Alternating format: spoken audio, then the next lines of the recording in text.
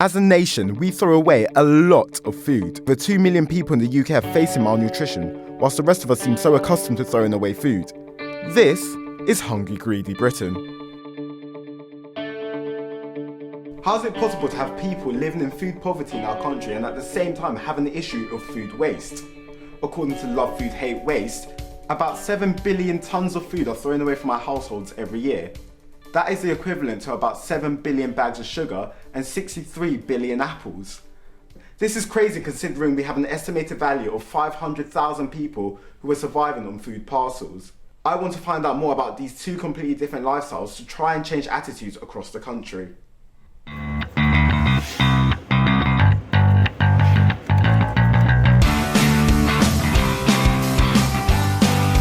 Invited to Wimbourne Baptist Church by Reverend Robert Jones, and he's brought me along to take a look at the food bank he organises here. So I thought it'd be worth a try to come take a look to show you guys the effect that food banks have on people who are living in food poverty. I asked him how we as a country managed to get into a position of food poverty. People in their ordinary lives run into all sorts of problems. They might have an accident, they might be disabled, they might be long-term sick, they might have lost their job, they might have serious debts. For whatever reason, they can't afford to buy food. And so the food bank exists to help people who are in short-term food crisis.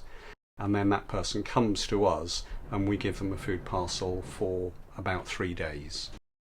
I was keen to ask Robert what he attributed as the main cause of food poverty. The rise in food poverty, I think, has been linked to changes in our welfare system. That we used to have a welfare system that was an effective safety net. Some people said that was a disincentive to people working. We've now got a welfare system which is not an effective safety net. So that's one part of the problem. Instability of employment. People are in short-term employment, they're on short-term contracts, they're on 0 hours contracts, they don't necessarily have a guaranteed regular income. And those things combine to create a problem. I took to the streets to ask the public how much food they throw away and how resourceful they were at making sure they use every last bit of their food shop. I don't think I throw away very much because I tend to buy bulk and then cook in bulk and then freeze. Very little goes in the compost. So normally after every meal we cook, we all stick it in freezer bags, stick it in the freezer, and keep it going for the rest of the week. Like in the house, there would be quite a lot of waste if it's like something's gone off a bit. I probably throw away like one whole vegetable because I've not used it in time. Maybe sort of half of my dinner sometimes is thrown away. The public seemed quite confident that they weren't wasting food, but statistics from food bank charity The Trussell Trust show that 50% of food waste comes from our homes.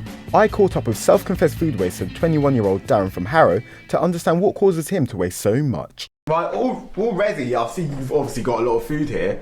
I mean, come on, look at this. We've got cheese here, which expired on the 1st of December, and as you can see, it's going mouldy. Whilst talking to Darren and rummaging through his fridge, I was seriously shocked to see how much food we had collected that had just simply expired because he had forgotten about them. How do you feel knowing that this food possibly could have helped someone? I feel guilty and ashamed of myself because I think I saw a statistic in the papers a few months back saying that there are 1 million people in this country who rely on food banks, and there I am with food such as this, perfectly fine. I'm just neglecting it and letting it go off. It's not just a waste of money, but it's also like a waste because there are people out there who really, really need this stuff. After going through Darren's fridge, it was clear to see that wasting food was a problem that was part of his daily lifestyle as a consumer. It was nearly as if it was second nature to him, and that is what concerned me the most.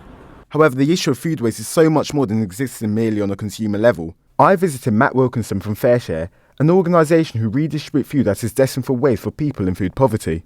They estimate that about 3.9 million tonnes of food is wasted by the food and drink industry every year, and this is all food which could be consumed.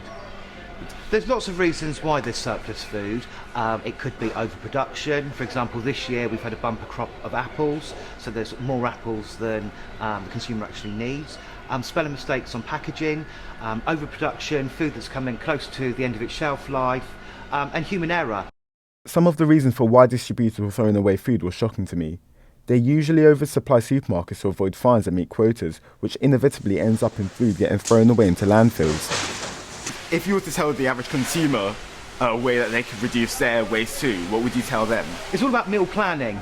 Always look in your fridge, check your dates and make meals. You know, you can go online now and tap in the ingredients that you've got in your fridge and cupboard, and then you can come up with some really great creative meals. It's about us being mindful about what we eat and, you know, checking dates and being a little bit more careful with our planning instead of thinking, oh no, I don't fancy this. It's eating what we've actually got. And I know you mentioned that obviously in FareShare you redistribute food.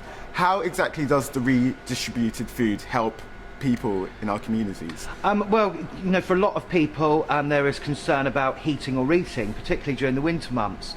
So, you know, FareShare food is helping people who may not be able to afford nutritious food. Fruit and vegetables, for example, fresh meat, is all very expensive. So if you're on the low income, you may tend to eat cheaper, more manufactured, processed foods, where we can offer a real abundance of fresh fruit and vegetable, as well as staples, such as what you see around in our depot here today. After visiting FareShare, one thing was clear to me. We do have a massive waste problem in the United Kingdom. I was startled to see the amount of waste that was simply going to be thrown into landfills, but were luckily saved by organisations such as FareShare. We have a problem in the United Kingdom in terms of food waste and food poverty that needs to be addressed. We can be that change. We can put pressure on those who have the power to do so.